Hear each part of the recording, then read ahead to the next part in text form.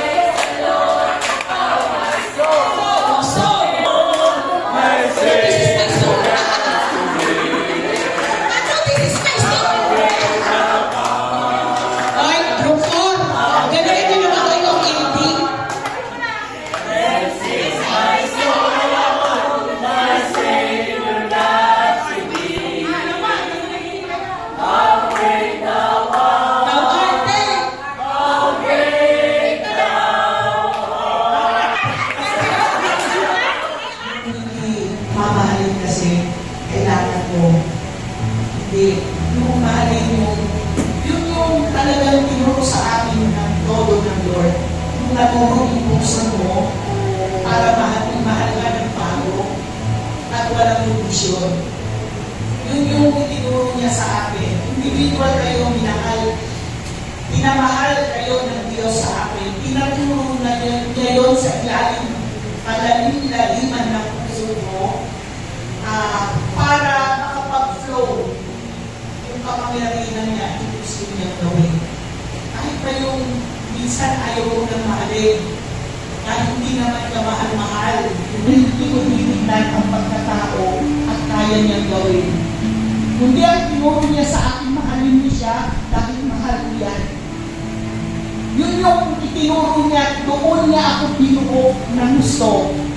At yung maging mapagpakumbaba at hindi niya sa inyo yun sinimulan sa family hanggang doon umagos sa bawat pamilya ng bawat isa hanggang churches. Tama yung sinabi ni Chuck, sabi niya nang sa akin, huwag kang iiyak ha. Sabi niya din, papunta kami. Pero kanina nagsasalita siya. Alam niyo, 3 araw ko palang nararamdaman yung hindi na ako DS. Yung 3 araw na yon, na 56/98 ang tumubo. 3 araw na yon. Straight, ayaw bumaba, tumataas lang. Bababa siya 36 lang, over 97, ganun lang siya. Ayaw niyang bumaba. Kasi nung ko lang siya nararamdaman, hindi na ako DS. At nung nararamdaman ko yun, nararamdaman ko yung mga dinaanan ko, yung pagtatanggol, yung pakikipaglaban, para ipakita yung lahat, pakikipaglaban. Oo, ang dami kung dinaanan na hapo ako pagdating nung time na yun na 3 araw na doon ko palang naramdaman ang lahat. Pero tungkol sa time na yun na nararamdaman ko, pinapakita naman ni Lord yung mga kailangan gawin. Kailangan gawin pag nandun ka na para yung buong district mas makita nila yung actual na ginagawa mo at makita nila kung paano, saan sila iigib yung sinabi ni Pastor kanina. Halos kanina lang nabuo yun na kumpleto, nabuo yung picture na yun hanggang nagsalita si Pastor Bronco. And then, mga pastor, mga mangilawa, mga laiko, huwag tayo sa tao tumingin sa Diyos. Maglingkod lang tayo. Gumawa lang tayo kahit anong problema. Huwag maging sagabal yung problema sa pinapagawa ni Lord. At tapusin ni Lord yung mga problema na yan. Hanggat nakafocus ka sa Kanya at naglilingkod ka at gagawa ka sa Kanya. Doon niya ako dinadala ngayon bago mag-July 1. Sabi ko, July 2, may libing na ako. May libing kasi sa makatbong, July 2. Sabi ko, ganyan, kung nakapang alang libing na, parang sinasabi ni Lord, ilibing mo na, pati lahat sa limot, yung lahat, nararamdaman mo. Kaya, sabi ko, gandang pasalubong. Yun lang yung nagubili ko sa inyo. Huwag kayo sa tao tingin. Sa Diyos, ano man yung pinapagawa niya, focus kayo doon.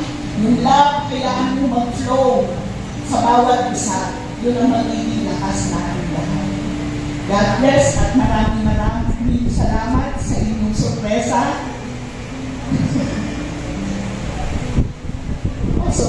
Sorpresa nung araw mo sinabi. Si Pastor.